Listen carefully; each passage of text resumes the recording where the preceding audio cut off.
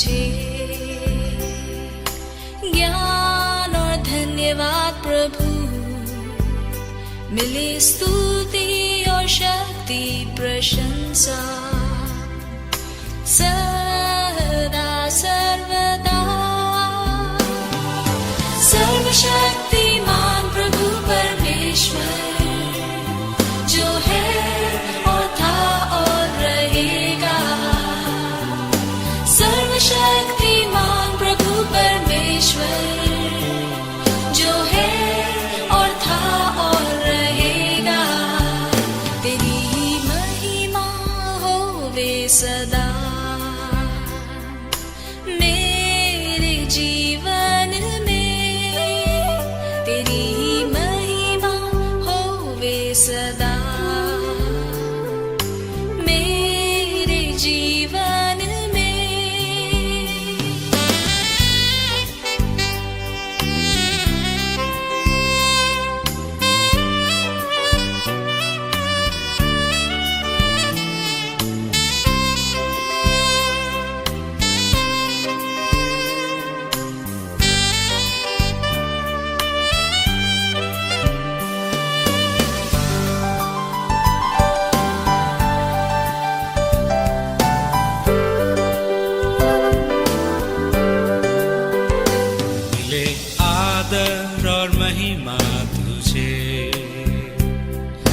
ज्ञान और धन्यवाद प्रभु, मिले स्तुति और शक्ति प्रशंसा सदा सर्वदा। सर्वशक्तिमान प्रभु परमेश्वर जो है और था और रहेगा, सर्वशक्तिमान प्रभु परमेश्वर जो है और था और रहेगा। तेरी महिमा होवे सदा मेरे जीवन में, तेरी ही महिमा होवे सदा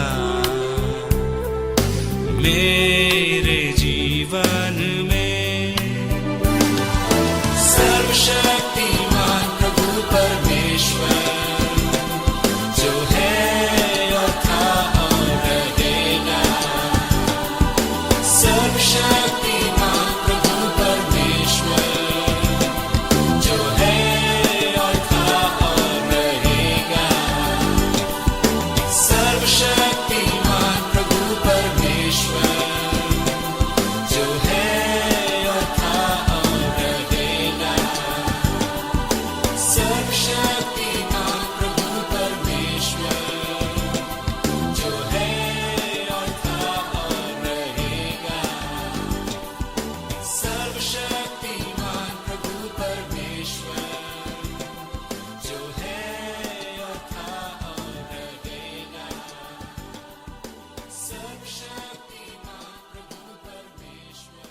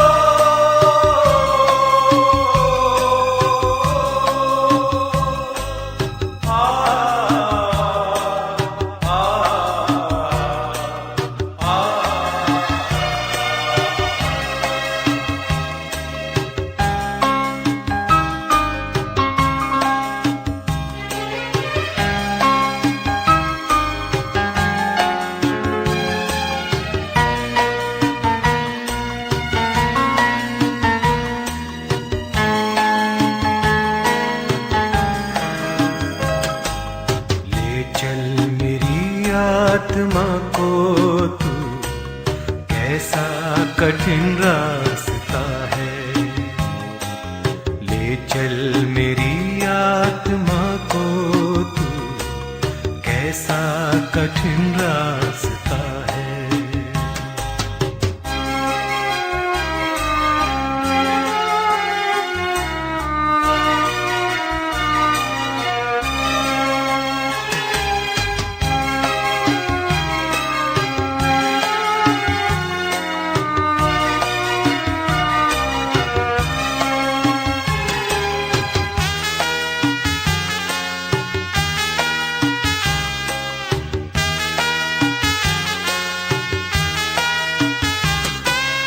तेरा ही तो प्रेम है आया इस जहान में, तेरा ही तो प्रेम है आया इस जहान में, तेरा इंतजार है हमको मसीह इस जान में। ले चल मेरी आत्मा को तू, कैसा कठिन रास्ता है।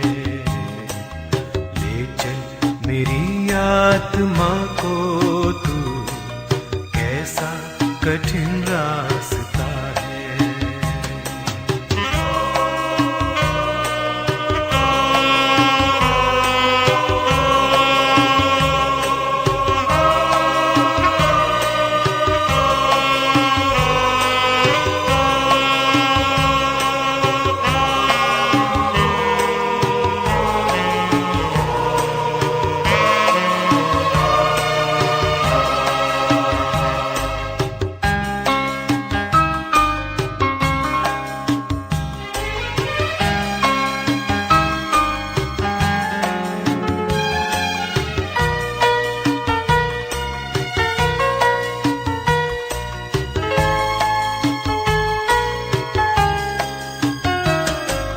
उद्धार मुक्ति केवल यीशु में मिलेगी आज हमें।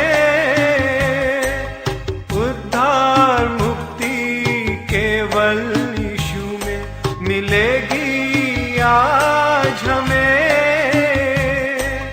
तेरा इंतजार है हमको मसीह इस जान में। ले चल मेरी आत्मा को तू, कैसा कठिन रास्ता है। ले चल मेरी आत्मा को तू, कैसा कठिन रास्ता है।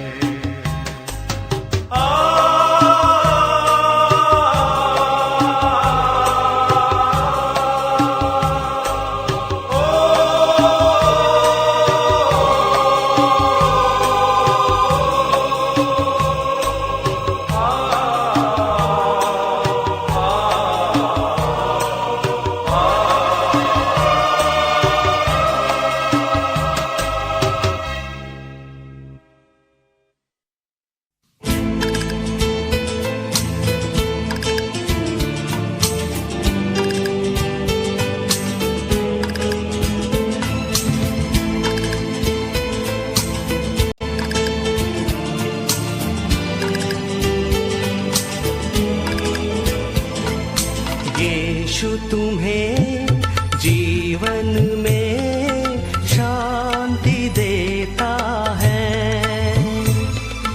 यीशु तुम्हें जीवन में शांति देता है।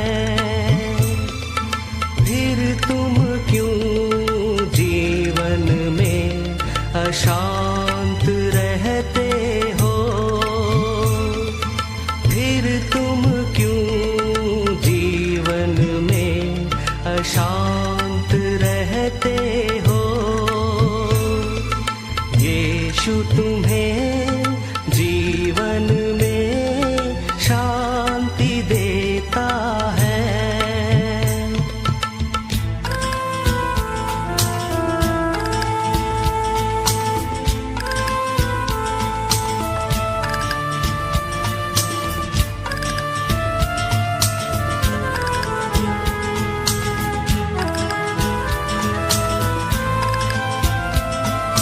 जीवन के अंधियारे में ज्योति देता है। जीवन के अंधियारे में ज्योति देता है। फिर तुम क्यों जीवन में अशांत रहते हो? फिर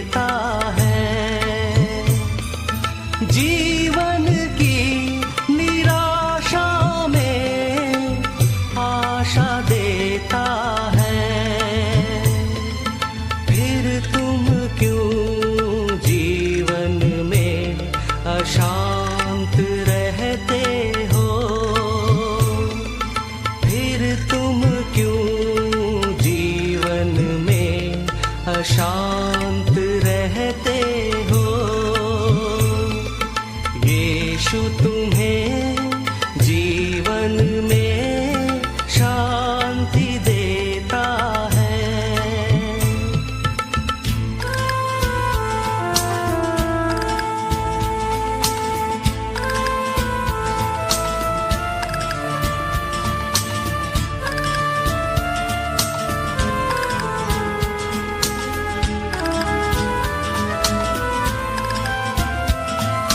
जीवन की राहों में क्यों भटकते हो।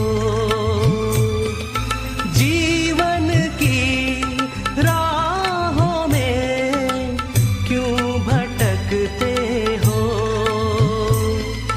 फिर तुम क्यों जीवन में अशांत रहते हो।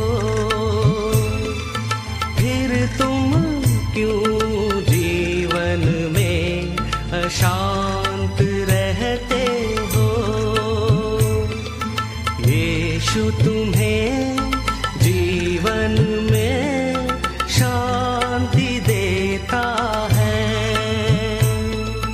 यीशु तुम्हें जीवन में शांति देता है। फिर तुम क्यों जीवन में अशांत रहते हो। फिर तुम क्यों जीवन में अशांत रहते हो।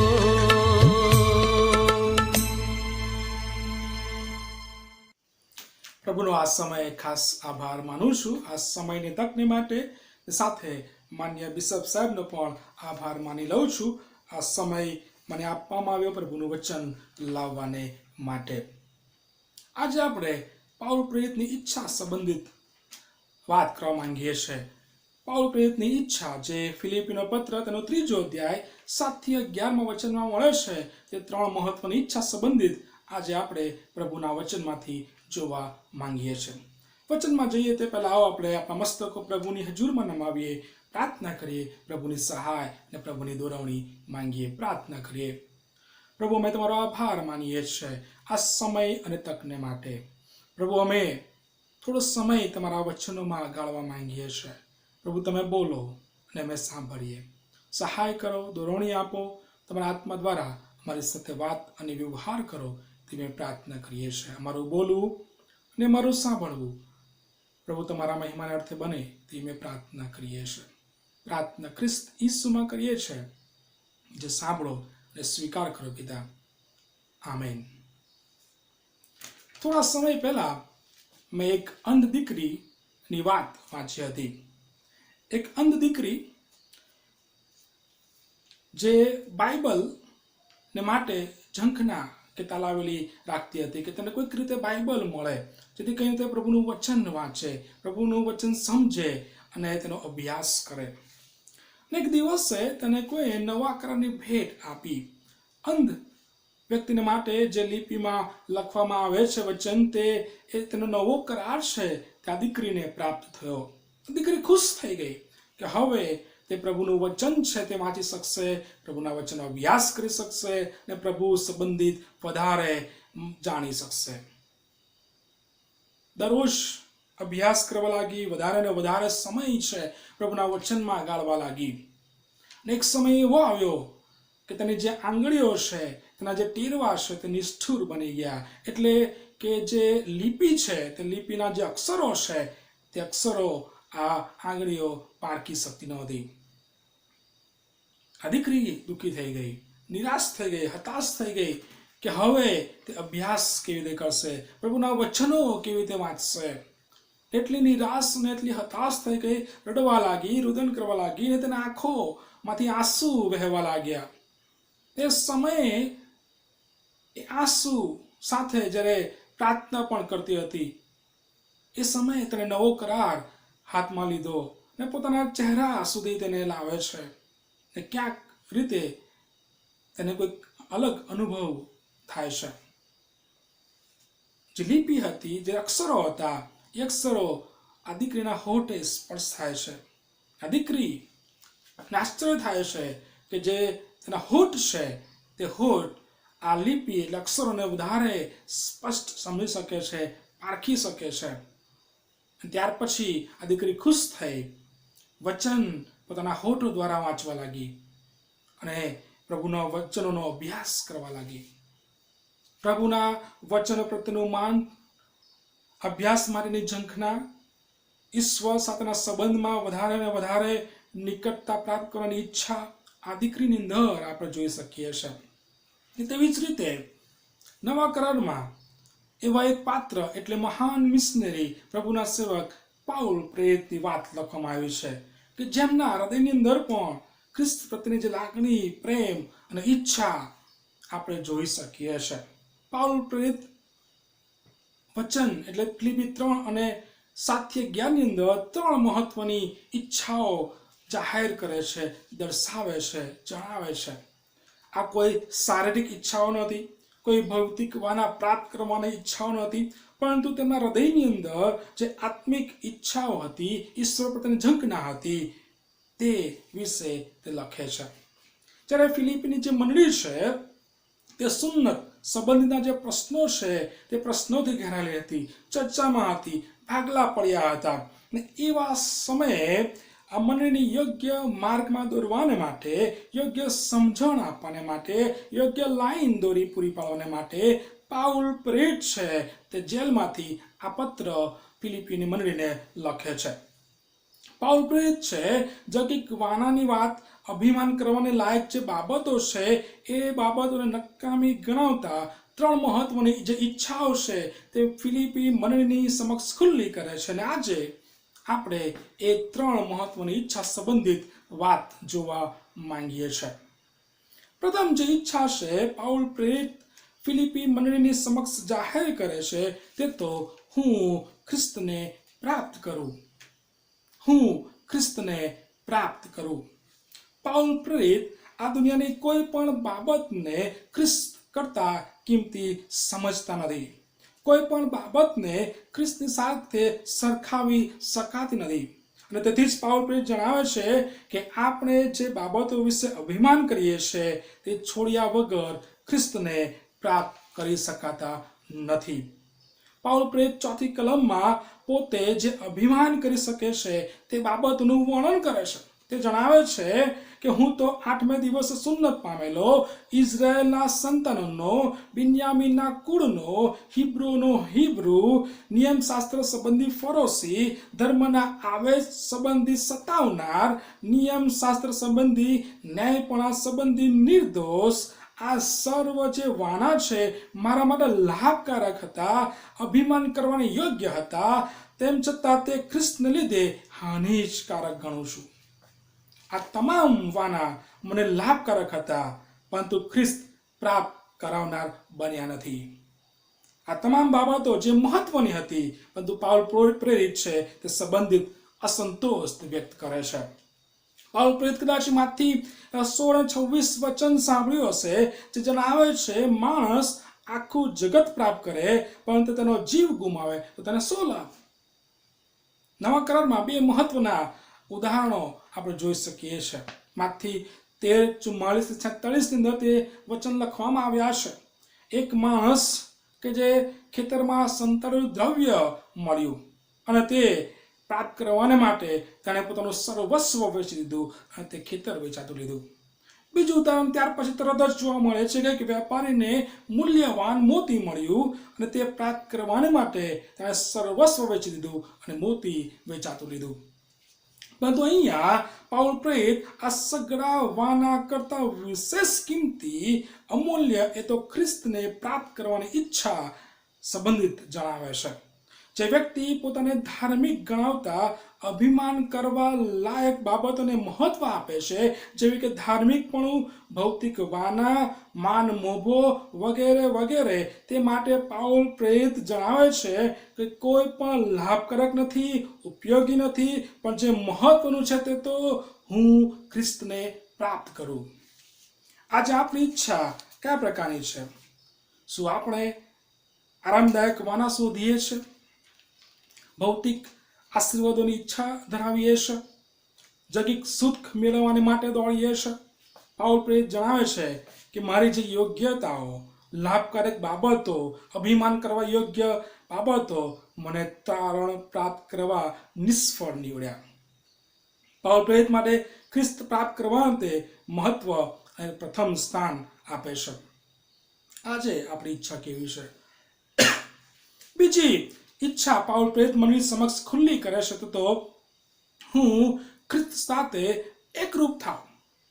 હું ખ્રિસ્ત સાથે એકરૂપ થાવ. હું ખ્રિસ્તની સાથે ભળી જાઉં કે એક થઈ જાઉં. જ્યાં સુધી પાઉલ પ્રેરિત દમસ્કના રસ્તા ઉપર ખ્રિસ્તની સાથે મુલાકાત થઈ નહોતી ત્યાં સુધી તે નિયમશાસ્ત્ર દ્વારા ન્યાયી બનવા આધારિત હતો. જ્યારે ખ્રિસ્તનો પ્રકાશ પાઉલ પ્રેરિત ઉપર પડે છે ત્યારે તેને સ્પષ્ટ સમજણ પ્રાપ્ત થાય છે કે જ્યાં સુધી તે ખ્રિસ્તમાં મેળવાશે નહીં ત્યાં સુધી તે ન્યાયી કે ધાર્મિક બની શકશે નહીં. ખ્રિસ્તને મળ્યા પહેલા પાઉલ પ્રેરિત પોતે ન્યાયી તથા ધાર્મિક છે તે બાબતમાં અભિમાન કરતો હતો. ધાર્મિક કાર્યો, વિધિઓ, નિયમો પાળવાથી તે ન્યાયી ઠરે છે તે સમજણ પાઉલ પ્રેરિતમાં હતી. પરંતુ ખ્રિસ્ત સાથેની મુલાકાત તેને સ્પષ્ટ સમજણ આપે છે કે ધાર્મિક વાના તેને પાપમાંથી મુક્ત કરી શકતા નથી. ધાર્મિક વાના તેને પાપમાંથી મુક્ત કરી શકતા નથી. પાઉલ પ્રેરિત દર્શાવે છે કે કોઈ પણ વ્યક્તિ પોતે પોતાની જાતને બચાવી શકતી નથી કે ન્યાયી બની શકતી નથી. માણસ પાપી છે અને પોતાની જાતે પોતાને પાપમાંથી બચાવી શકતી નથી. જેથી કરીને માણસે ખ્રિસ્તમાં ન્યાયી ઠરવા, ખ્રિસ્તમાં મેળવવું, એક થવું જરૂરી છે.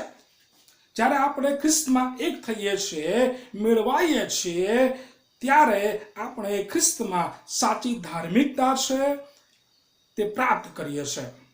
ખ્રિસ્ત તે માણસ તેમનામાં ન્યાય ઠેરવે છે, પરંતુ તે ખ્રિસ્ત પરના વિશ્વાસ દ્વારા તેમનામાં એક થવાથી આપણને પ્રાપ્ત થાય છે. સાચી ધાર્મિકતા આપણને નિયમો, વિધિઓ કે સારા કાર્ય દ્વારા પ્રાપ્ત થતી નથી. પાઉલ પ્રેરિત અહીં જણાવે છે કે પોતે ધાર્મિક અને ન્યાયી બનવા માંગે છે, પરંતુ કોઈ સારા કાર્યો દ્વારા નહીં, પરંતુ વિશ્વાસ દ્વારા ખ્રિસ્તમાં એક થઈ તેમનામાં જીવન જીવવા દ્વારા.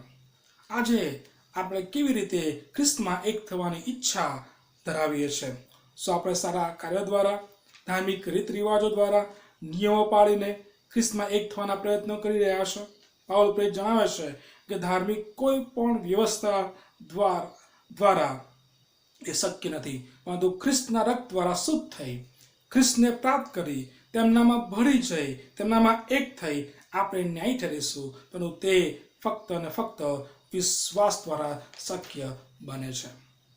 શું આપણી ઈચ્છા ખ્રિસ્તમાં મેળવાઈ જવાની, ખ્રિસ્તમાં એક થવાની છે જેમ પાઉલ પ્રેરિતની હતી? ત્રીજી ઈચ્છા જે પાઉલ પ્રેરિત છે ફિલિપી મંડળીની આગળ રજૂ કરે છે, ખુલ્લી કરે છે, તે તો હું ખ્રિસ્તને જાણું. હું ખ્રિસ્તને જાણું. પાઉલ પ્રેરિત ખ્રિસ્તને વ્યક્તિગત રીતે જાણવાની ઈચ્છા જણાવે છે. પાઉલ પ્રેરિત ખ્રિસ્તને પ્રાપ્ત કરવા, તેમનામાં મેળવાઈ જવાથી તે ખ્રિસ્તને વધારે નિકટતાથી જાણી કે સમજી શકશે તે સમજણ સાથે આગળ વધે છે. તેમજ પાઉલ પ્રેરિત ખ્રિસ્તનું જે ન્યાયપણું છે, સાચી ધાર્મિકતા મેળવવાની જે ઈચ્છા પણ ધરાવે છે અને તે ફક્ત ખ્રિસ્તને જાણવાથી જ શક્ય બને છે. ખ્રિસ્તને જાણવા એટલે તેમના દુઃખોમાં ભાગ્યાપણું મેળવવું કે થવું.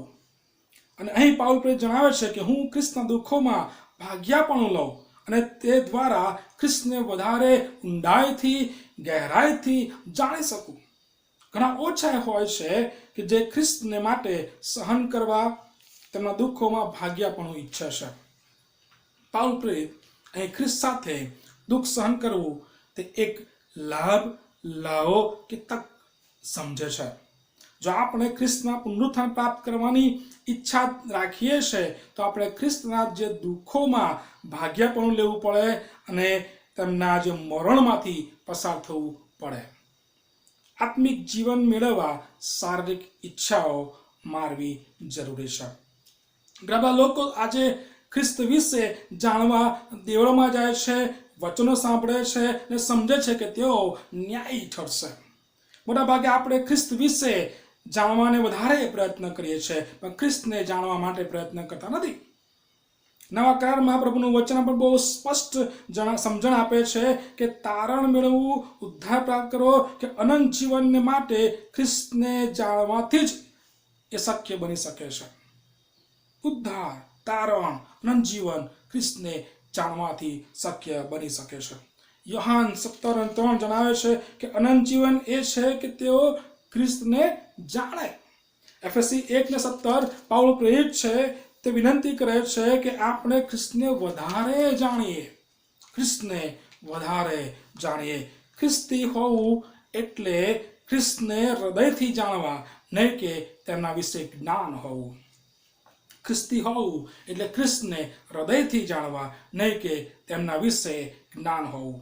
જો આપણે ખ્રિસ્તી તરીકે ઓળખાઈએ છીએ તો આપણે ખ્રિસ્તને જાણવા ખૂબ જ જરૂરી છે. આપણે કોઈ વ્યક્તિ વિશે જાણી શકીએ છીએ તે વ્યક્તિને મળ્યા વગર કે તેને ઓળખ્યા વગર.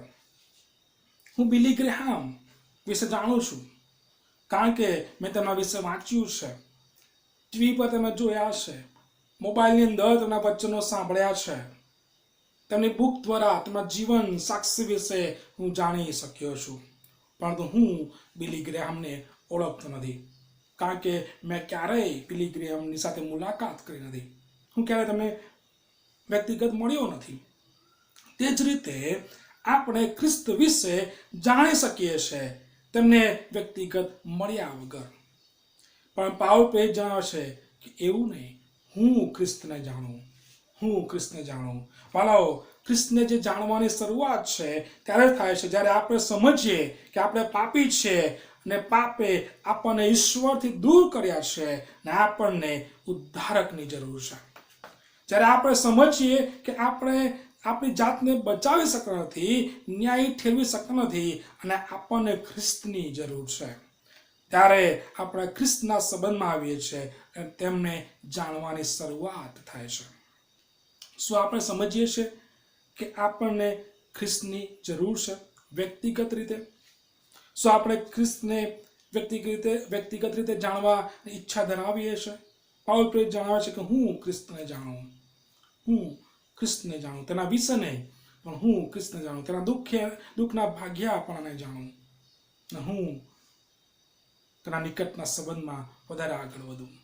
પાઉલ પ્રેરિત બહુ સ્પષ્ટ તેની 3 ઈચ્છાઓ ફિલિપીની મંડળીને આગળ રજૂ કરે છે. તે આત્મિક ઈચ્છાઓ હતી કે હું ખ્રિસ્તને પ્રાપ્ત કરું અને તેનામાં એક થઈ જાઉં અને ખ્રિસ્તને જાણું. આજે તમારી ને મારી ઈચ્છાઓ કેવી છે? શું આપણે ખ્રિસ્તને પ્રાપ્ત કરવાની ઈચ્છા ધરાવીએ છીએ? ખ્રિસ્તમાં મેળવાઈ જવાની, એક થઈ જવાની ઈચ્છા ધરાવીએ છીએ? શું આપણે ખ્રિસ્તને વધારે જાણવાની ઈચ્છા ધરાવીએ છીએ? આજે આપણી ઈચ્છા કેવી છે? પાલાઓ, પ્રભુના સંબંધની અંદર આગળ વધવું હોય તો જેમ પાઉલ પ્રેરિત કહેશે તે પ્રમાણે આપણે આગળ વધવું પડશે. આવો આપણે ખ્રિસ્તને પ્રાપ્ત કરીએ, ખ્રિસ્તમાં મેળવાઈ જઈએ અને ખ્રિસ્તને વધારે જાણીએ. પ્રભુ આપણા સર્વને ખ્રિસ્તના સંબંધમાં વધુ મજબૂત બનાવે, ગાઢ બનાવે, જેથી કરીને આપણે તેમને વધારે જાણી શકીએ. આવો પ્રાર્થના કરીએ, પ્રાર્થનામાં જોડાઈએ. પ્રભુ, અમે તમારો આભાર માનીએ છીએ પાઉલ પ્રેરિતને માટે, તમારા જીવન સાક્ષીને માટે. ને અદ્ભુત રીતે તેમણે પોતાની ઈચ્છા ફિલિપીન મંડળીની આગળ જાહેર કરી કે હું ખ્રિસ્તને જાણું. પ્રભુ, આપ અમને સહાય કરો કે અમે તમારા વિશે નહીં પણ તમને જાણનાર બનીએ. હા પ્રભુ, અમે તમને પ્રાપ્ત કરીને તમારામાં એક થઈ જઈએ અને પ્રભુ અમે તમારા નિકટના સંબંધમાં વધુ ગાઢ અને મજબૂત બનતા તમને જાણીએ. તમારા નામનો મહિમા પ્રગટ કરનાર બાળકો બનીએ તે કૃપા, સહાય, દોરવણી તમારી પાસે માંગીએ છીએ. સહાય કરો, દોરવણી આપો, તમારા મહિમાના પાત્ર બનાવવાનું ચાલુ જ રાખો, તે પ્રાર્થના અમે કરીએ છીએ. રાત્રિ દરમિયાન અમારી સાથે રહેજો, અમારા પાપો, અપરાધો, ગુનાઓની ક્ષમા કરજો. મારી આ પ્રાર્થના ખ્રિસ્ત ઈસુમાં કરીએ છીએ, જે સાંભળો અને સ્વીકાર કરો પિતા. આમીન. Thank you and God bless you.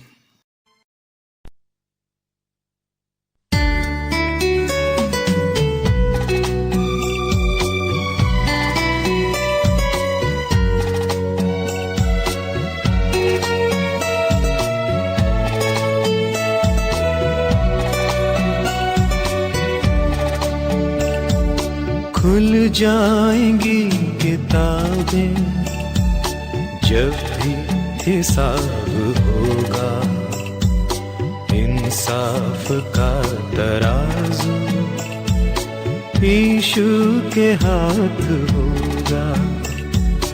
खुल जाएंगी किताबें जब भी हिसाब होगा, इंसाफ का तराजू यीशु के हाथ होगा. खुल जाएंगी किताबें.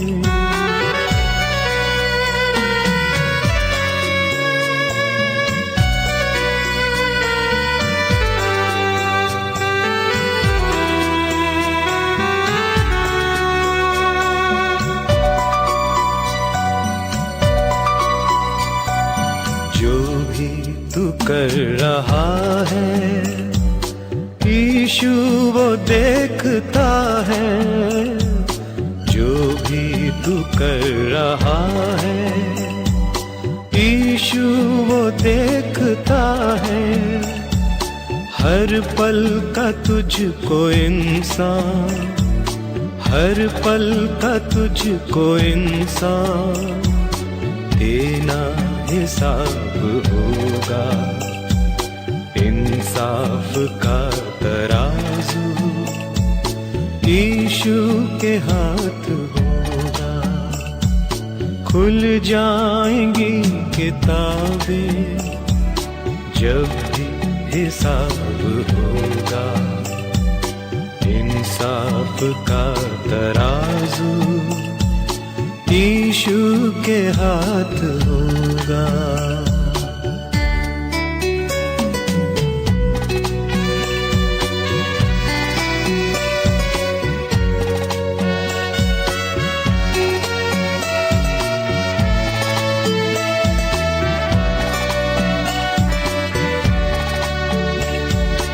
आजा अभी भी मुड़कर यीशु बुला रहा है.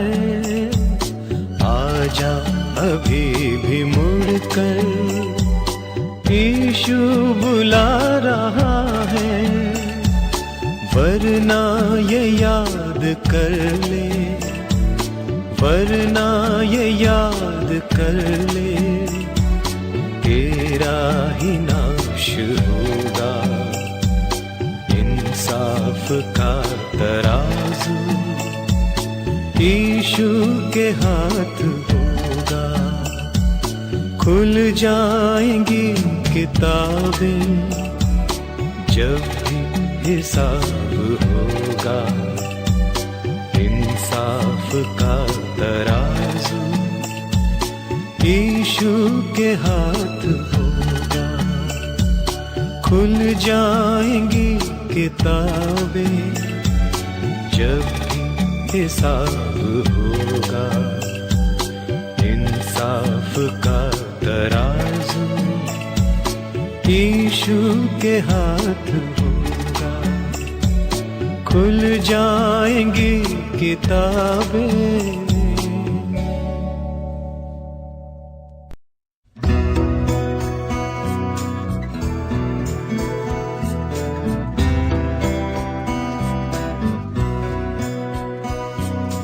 यात्री हूँ मैं जग में प्रभु जी, यात्री हूँ मैं जग में प्रभु जी. चलता हूँ मार्ग में तेरे, चलता हूँ मार्ग में तेरे. वो निशान तू है यीशु जी, वो निशान तू है यीशु जी. बंदरगाह बंदरगाह तू मेरा यात्री हूँ मैं जग में प्रभु जी यात्री हूँ मैं जग में प्रभु जी।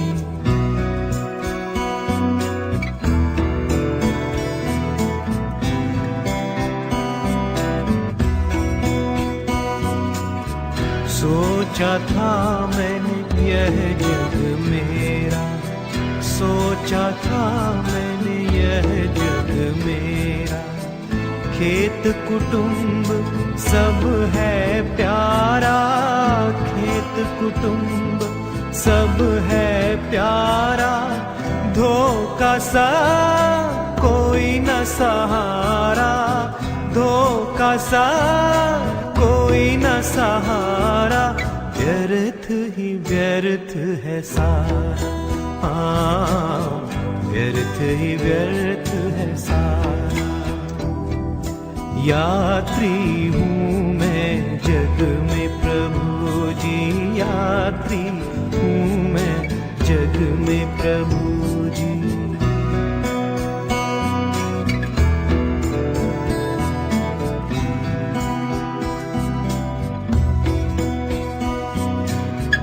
जान गया मैं उस दिन प्रभु जी, जान गया मैं उस दिन प्रभु जी, बदला जीवन लहू से मेरा, बदला जीवन लहू से मेरा, बड़ा आनंद तूने कहा था, बड़ा आनंद तूने कहा था, पाप क्षमा हुआ तेरा,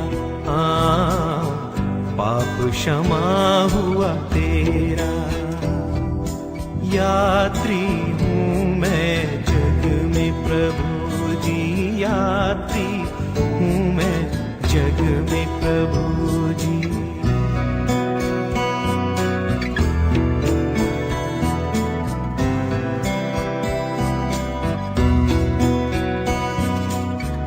अभी तो जग में मैं हूँ मुसाफिर, अभी तो जग में मैं हूँ मुसाफिर, क्रूस उठाकर चलता रहूँगा, क्रूस उठाकर चलता रहूँगा, पाया मैंने अनमोल धन को, पाया मैंने अनमोल धन को, है जो यीशु से भरा, है जो यीशु से भरा। यात्री हूँ मैं जग में प्रभु जी यात्री हूँ मैं जग में प्रभु जी।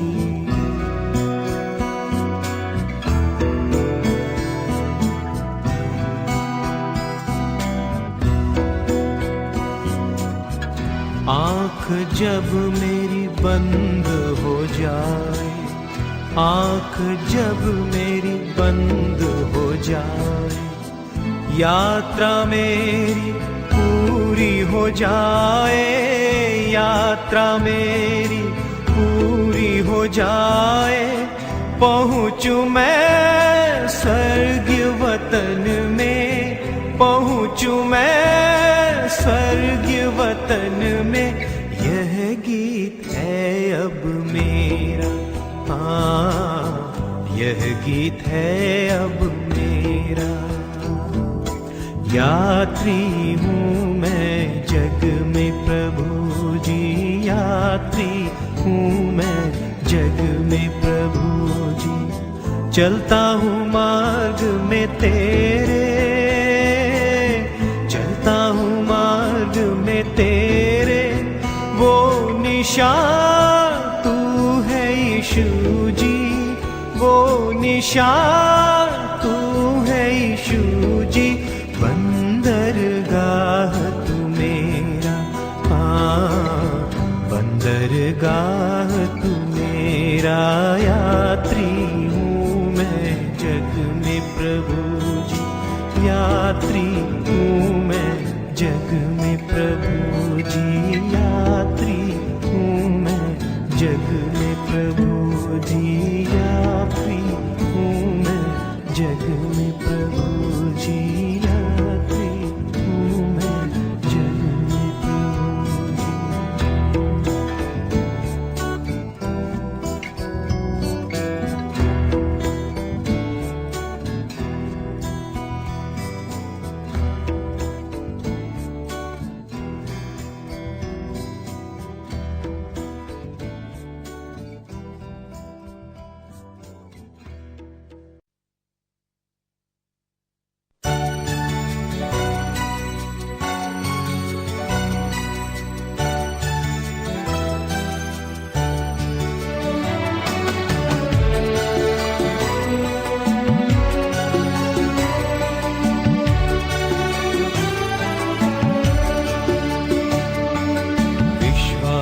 योग्य मेरे प्रभु मैं तेरी स्तुति करूँगा, मैं तेरी स्तुति करूँगा।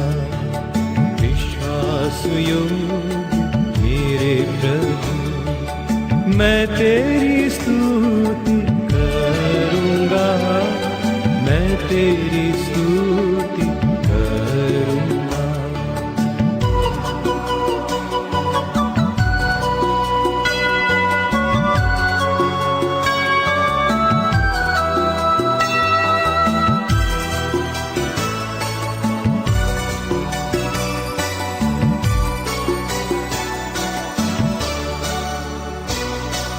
करुणा से बुलाया है और मुझे संभालता है, और मुझे संभालता है। इसलिए मैं तुझे भजूंगा और तेरी स्तुति करूंगा।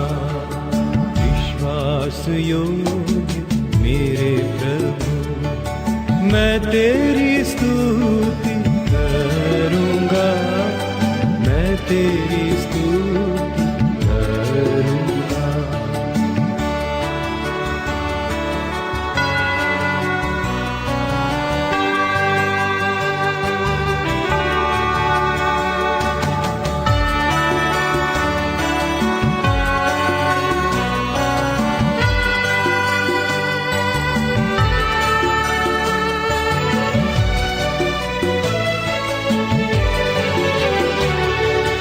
मैं तेरे प्रेम से है प्रभु कितने ही बार भूल गया, कितने ही बार भूल गया। पर जब मैं तेरे पास आया तूने मुझे क्षमा कर दिया।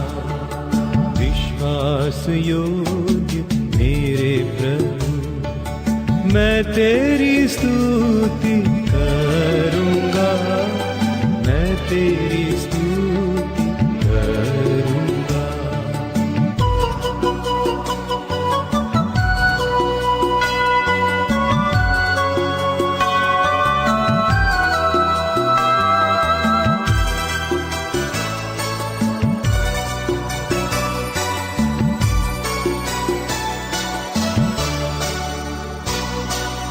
तू मेरा सच्चा साक्षी बना, विश्वास योग्य प्रभु तू, विश्वास योग्य प्रभु तू। सनातन का मेरा प्रभु मैं तेरी स्तुति करूँगा। विश्वास योग्य मेरे प्रभु मैं तेरी स्तुति करूँगा, मैं तेरी स्तुति करूँगा। विश्वास योग्य मेरे प्रभु मैं तेरी